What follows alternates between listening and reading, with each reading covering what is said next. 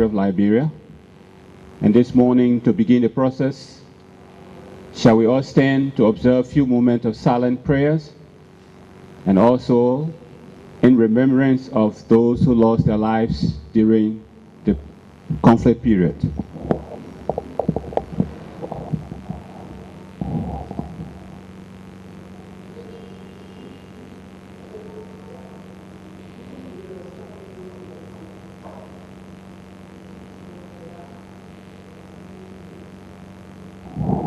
Thank you. Please remain standing as we administer the oath.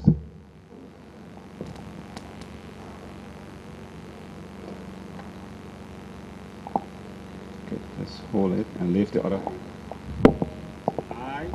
I, Roland Duo, do solemnly swear that my testimony that I have come to give, ERC of Liberia, is the truth, but nothing but the whole truth. So help me God. Please be seated.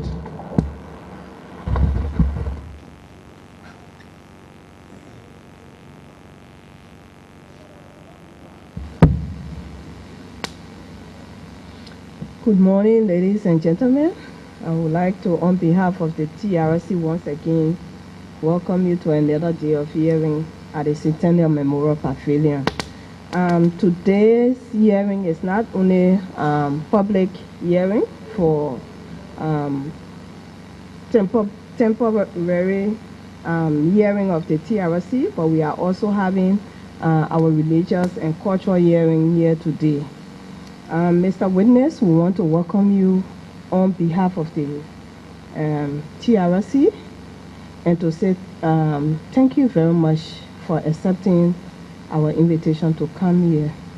This shows commitment, your commitment to see lasting peace come to this, our troubled Liberia. And so we say thank you very much. We all know that the TRC process is geared towards, number one, investigating all atrocities that were committed during the war, and also making right certain things in our history, historical events, to make right those things that we felt led to the conflict in Liberia. And so this is the reason why we all find ourselves here for the past year, listening to people, because we feel that the process is not only the 8 members of the TRC sitting together and putting the history of Liberia together, but we feel that when we listen to people who were involved in the process, we get a better history and a better calendar of events that took place. And this is the reason why you were called. You were also called because during your role in this conflict, there were some atrocities that were, there were some allegations that were made against you during our hearings all over the country. And so this is the main reason why you were called here. Some of those were forced recruitment, killing,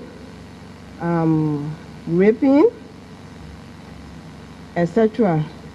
And so for that reason, you were called here to also make clarification. Because sometimes when people say something about somebody, if they don't come to make that clarification, it will always be in the mind of the people that this person committed that crime until you yourself come to vindicate yourself. And the TRC process is such that it's not only for witnesses or people who were victimized, but it's also for people whose names were called to come and make clarification in order to vindicate themselves. So we say once again, welcome. I would like to introduce the commissioners who are here, and I'm sure as we go along, other commissioners will come in, will make the introduction to you. On my far right, we have Shika Fumakone. Next to him, Commissioner Per Bamboo. And on my far left, we have Jira Coleman.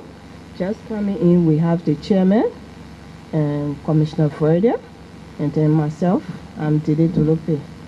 The floor is yours. You can go ahead. And did you bring a written presentation? Did you come with a written presentation? Okay, so yeah. Okay. You can go ahead and do your presentation. Very much. I believe that it's an opportunity that I've long been waiting for. It's a greeting to all the commissioners. But one thing that I want to express before I start, I think two. One is recently I've not been able to hear the TRFC on air, either by Truth Radio or Star Radio, which is usually air. And most of the allegations leveled against me were all air. Some of the people even appear here said that. I believe as much as the commissioner will be writing down, we have our own reputation at stake, and we believe in a stronger term that the process should also be afforded us, that people that are listening to the past and will also listen to us will be able to analyze for themselves. And secondly, we didn't just bring a paper to present, we drafted something that we know we'll be talking from. We were informed about a week ago when we took upon ourselves and went to the office of the commission to inform them that we were willing to go through the process, but maybe the exchange of documents had not been correct. And they gave us a schedule today. So to also hear that there's a cultural hearing scheduled with our own hearing, somehow intimidate us. It may restrict us to not be able to freely tell you what all we want to say, so you can be able to hear, but also like bring people to hear. These are my 2 points, and I hope that somebody can answer it for me.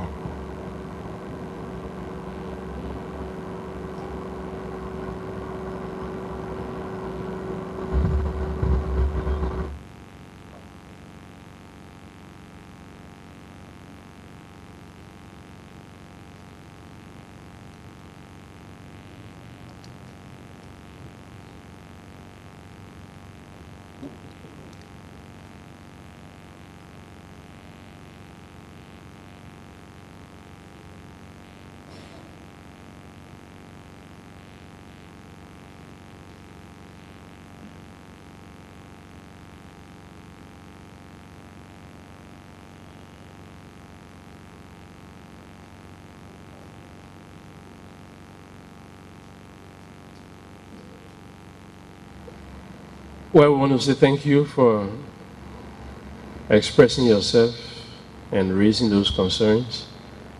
We have a process we conduct in as fairly as possible environment and manner, to the extent that we do not prejudice the testimony of any witness. There are some things that go beyond our control, like the radio stations, for example. Yesterday they had a technical problem and they didn't cover it. Yesterday they covered. They were here earlier and waiting for us to commence, and their equipment are here. I don't know what is the situation. We have seen 1 or 2 of them out there. They've gone to call them, but that is a different matter. Everything we see here is being documented in both audio and visual forms. And those who give testimonies and weren't heard live, we intend to subsequently play them on the radio. As you know, these hearings will not go on indefinitely. There's a period when they will end, and then most of those testimonies that were recorded and not played live will be carried on the radio, so it will be broadcast. In terms of another program, it had nothing to do with you, but it had to do with our organization structure. But now that you have come and commissioners have given you the opportunity, please feel free to speak your mind freely. we are running parallel programs. We've been doing it before. Unfortunately, one of the programs coincided with your coming. And the notice we had was the way we had it scheduled. I understood that you were notified well in advance. But you said because you got a communication for 10, and so you have to be heard at 10 o'clock. We would have preferred you come in the afternoon to fit into the adjusted schedule of the commission. But howbeit, you have been seated now, and it is no threat, no prejudice to you. You feel free and make your presentation. I believe that we are here and decided to speak today. Since you have said that the radio people are outside there, I hope that you can call there to be present, because I believe in a strong term that whatsoever will be stated here should be something that will follow us. I see most of the commission, they are already of age, but some of us will live long after your age. Not me anything. I'm sure that the older people should go first and the younger should remain behind. Yeah. Pardon? Now live on air. Yeah, I know that. That's what I'm saying. So I want for others to hear me. So it's okay now, the radio station? That's what I meant when I said you are live on air. Thank you very much. Before stating my own experience about the war, and also before giving my own analysis about the root causes of the war, as a student of political science, to be specific international relations, I must say to you that I have some fundamental problem with the ways and manners in which the TRC have been conducting their hearing, taking into consideration the high rate of illiteracy in the country. For someone to come and indict other claiming that he and his family or people were made and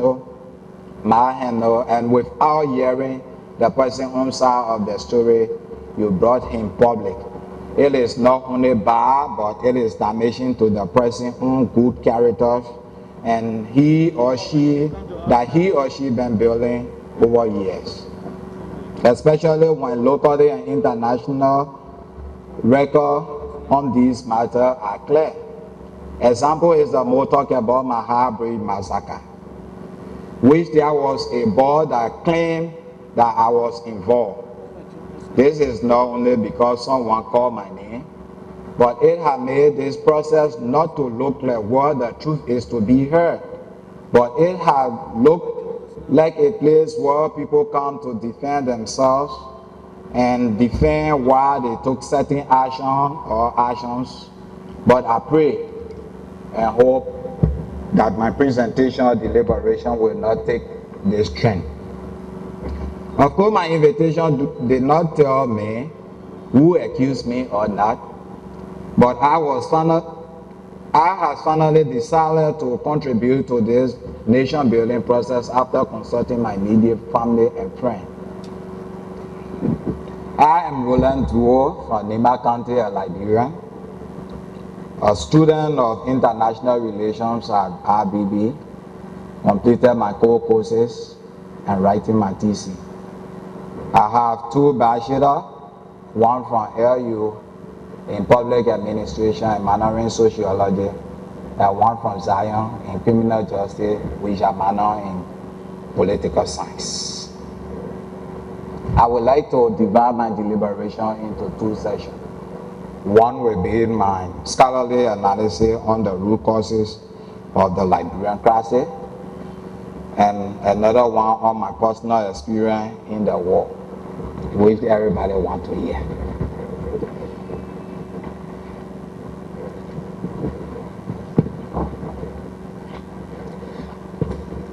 I strongly consider the situation in Liberia, especially, I would like to start first from the causes of the crisis. I will want to contribute, of course, other previous speakers spoke on serious issues, but when I carefully look at the situation that followed in Liberia, especially during the period of the Civil War, there was something that caused a war, which mainly I've said to myself, indeed, I can share it with other, like the commissioners. The denial of participation was a root cause of the crisis in Liberia. When you talk about participation, it refers to any act of support for or demand on political authority. Act of participation include demonstration, voting, lobbying, rally, and referenda. Such, for example, a structural violence of participation erupts when the elite perceives itself as having the divine right to rule, and in which the perceived case, it perceived demand, making individual and group as illegitimate, for which they shall be banned. And when the elite believe that certain demands are illegitimate and shall therefore not be made.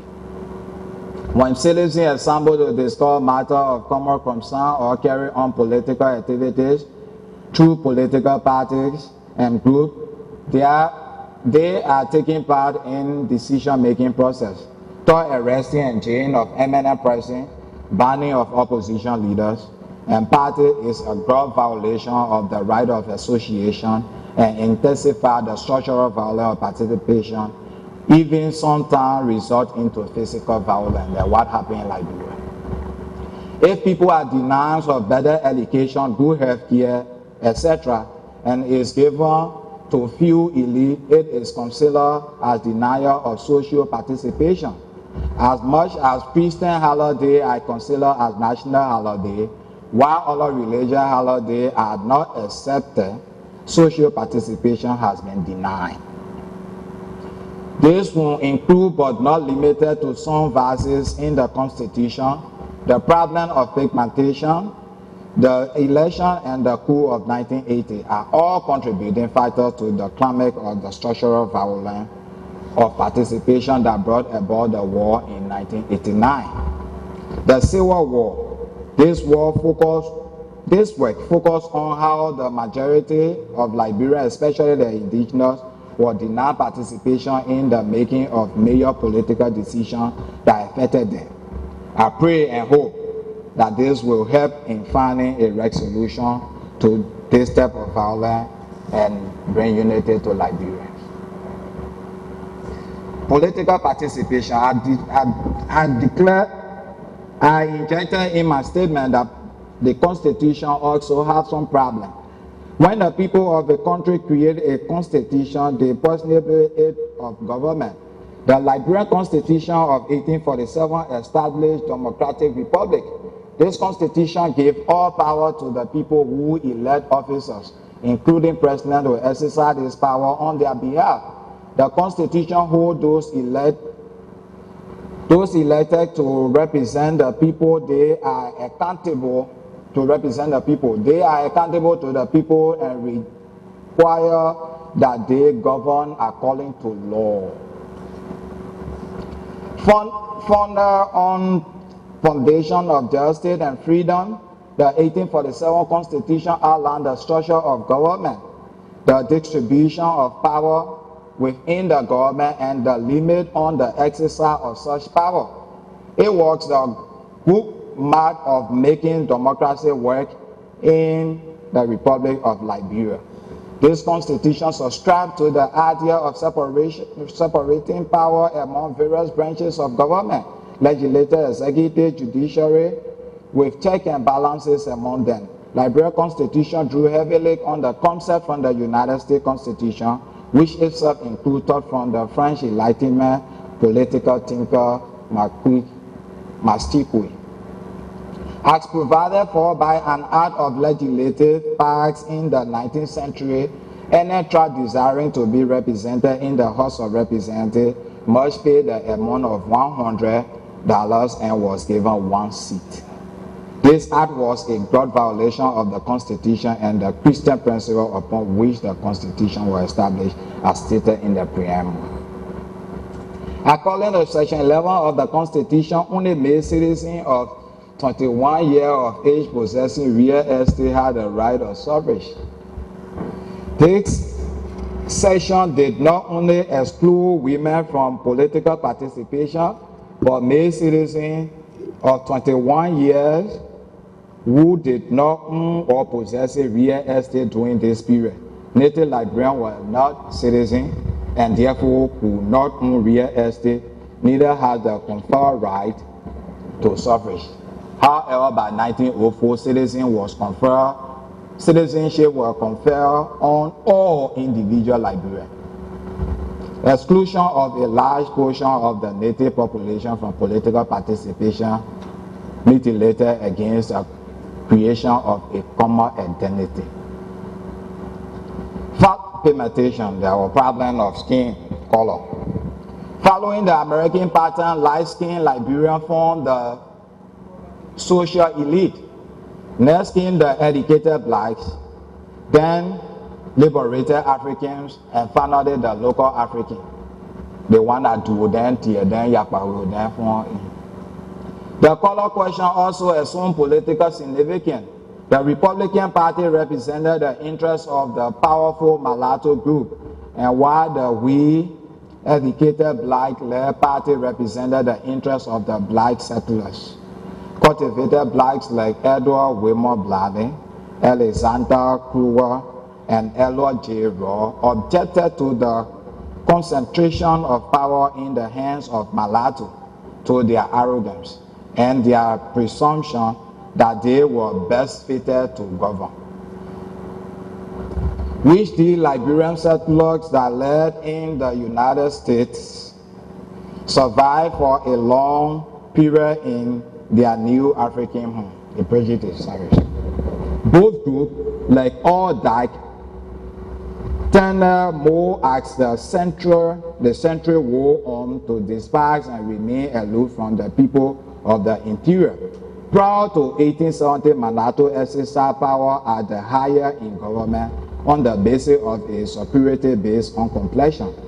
They were more educated and influenced than dark-skinned Africans who came directly from the plantation.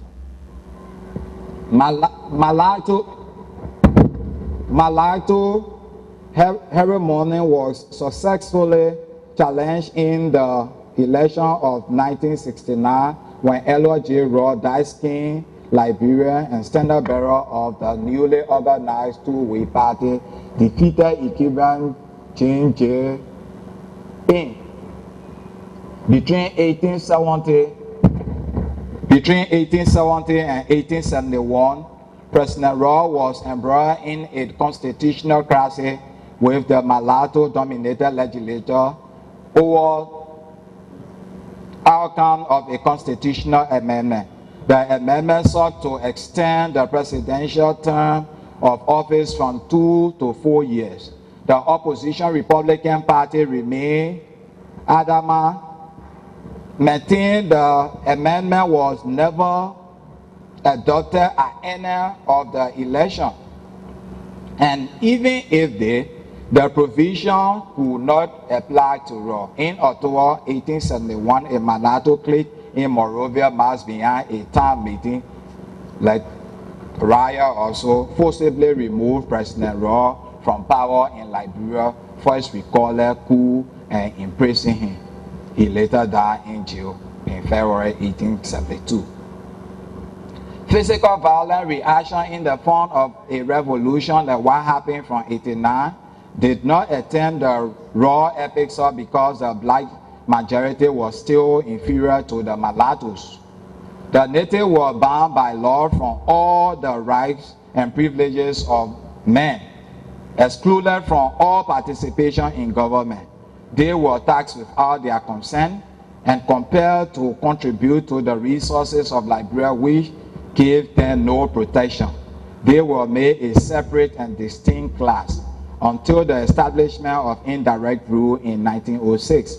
Indirect rule was imposed on the hinterland in 1906, and in 1932, the vast region was rearranged into 3 major political subdivisions or provinces: Western, Central, and Eastern. The provinces were redivided into districts, and the district into chiefdom, and the chiefdom into clans. Provincial and district commissioner governed provinces and districts respectively, while Brahman and clan chief administer the affairs of chiefdom and clan respectively. Commission were appointed and served at the pleasure of the president. Indirect rule added to the Bali polity and large population with value that were at variance with those of Moravia and had a negative impact on political participation, but President Tome abolished it. There was various election too that we indicated. Participation in the decision-making process of native Liberians were gathered up to 1945, when they were given the right to vote. A right they first exercised in 1946, after 99 years of independence. Before 1946, the indigenous population was given a seat in the House of Representatives on tribal basis, as provided for by an act of legislature passed in the 19th century. Any tribe desiring to be represented in the House paid the amount of 100 and was given one seat. He only deliberated on matter relating to his tribal group. In 1946, each district was given a seat in the House of Representatives. Hinterland exclusion from the Senate ended in 1964 with the creation of 4 counties, Lofa, Bon, Nima, and Grand Chile, out of 3 provinces, electing 2 senators each from 4 counties. All the chiefs were elected through universal adult suffrage, and they were considered as civil servants. The most rigged election in all of recorded history was conducted in Liberia in 1927. In that election, Equivalent President Charles D.B. King received 240,000 votes to the 9,000 for his rival Thomas J.K. Faulkner. At that time, total number of eligible voters in the country did not exceed 15,000.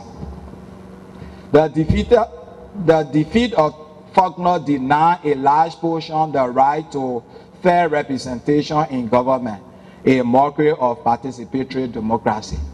Mr. With Witness, increasing... are you still on the root causes? Yes, sir. But you're tending to be more historical, and we had enough time on the history of Liberia. Okay. So But I try to indicate mine to the cause of... Yes. So okay, tell you the historical background and go straight to the causes, please. Okay, thank you. Okay. Okay. Like, also we have, of course you said other have said, but I listening, I didn't hear something. Like, we talk on social participation also. There was denial of social participation when we included the education concentration in the city and other things. The first constitution was established on Christian principle, which in those days were synopsis to Western civilization. The irony was that it denied the majority of the people who the settler met here. Okay? We also indicated that indeed Christianity was desperate to be spread by the settlers, which they really wished to do. And in doing that, most of the worship that they met here, they consider it to be devilish.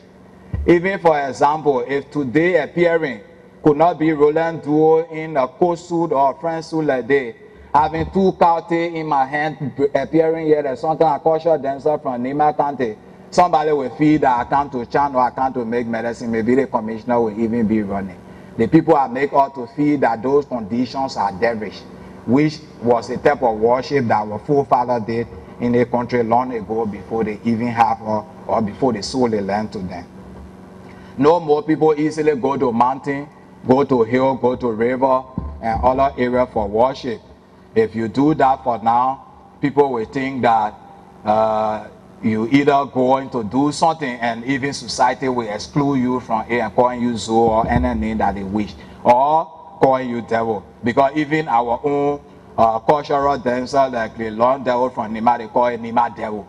Like other cultural dancer, ordinary dancer, they call them devil. The only thing is because they are gave all the kind of concept that everything that is done by our own culture or through our own culture is devilish. I know that we cannot give all of that. We hope that we will give you some of our own written statement that you will be able to know exactly what we want. But before closing a particular portion on participation, we have few recommendations which we feel strongly that is a way forward. Dr. Foy's in sustaining the peace we now have in Liberia is general reconciliation accompanied by massive civil and human rights educational program. That the Liberian educational system be revamped into including knowledge of the norm and value of the indigenous society, such as Poro and Sunday. That the expressive symbol, the national motto, the law of liberty brought us here, which many Liberians still have reservation on its utility in creating a common identity, be changed to the law of Liberia unite us here to reflect every sector of the Liberian society. That the Liberian history be revisited or shaken to include the role indigenous Liberians who play a major role in the making of Liberia as a nation. Even like my own late uncle Yasu Weideh, father Weideh was a former paramount chief in Nimba that all Nimbadians like to talk about. But when you go into our written history, you can't hear nothing about him. That the state should ensure good leadership that possesses the right attitude toward societal value and norm, as well as value of honesty and adherence to good governance, especially the rule of law, unrestricted access to political participation, freedom of speech, and the press. That the constitution be amended and verses that seem to divide the Liberian people and deny some from participation be changed. I close a particular statement by saying, I wish to see the government that will successfully bring the native and the indigenous together and the Liberian people together as a whole. Okay, I now come to my own role. I believe the chairman will not tell me that we've been hearing lie. That's something that everybody wants to hear, if even you say it several times. When Liberian Civil War started in December the 24th, 1989, I was in Kample, Nema County. My father had worked in Kample as physician assistant, PA in charge of Belega district as a health supervisor for more than 15 years. On January 1st, 1990, the National Patriotic Front of Liberia, NPFL, fighters under the command of Prince Johnson entered Kample and stayed for 3 days. But the third day, the fighting got so serious that the civilians had to run away, and we all ran away.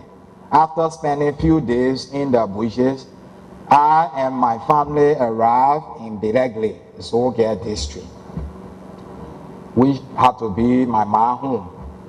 Well, I stayed until I went to the MPFL training base in Bopley. After the infighting among MPFL fighters, which Prince Johnson broke away. At that time, the MPFL was recruiting every tribe and people that took interest in them and went on their base.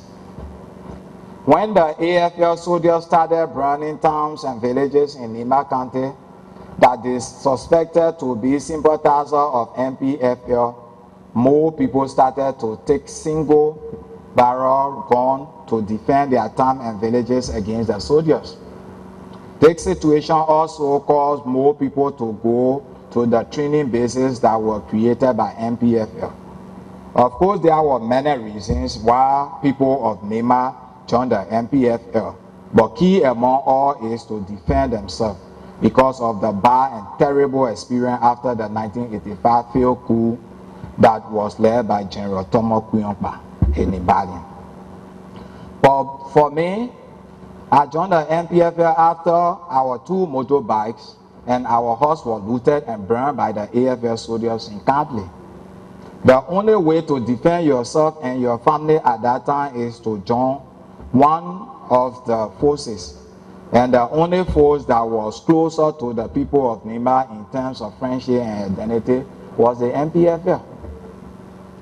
Let it be known that after the death of General Kuyongba and other eminent Nimbalians in Nimba Raid and 1985 field coup, Nimbalians were willing to take side with anybody that will come against President Duo, especially when there was period and time that you cannot say that you give or manner. Thank God today that I can say that here, even say Babuya.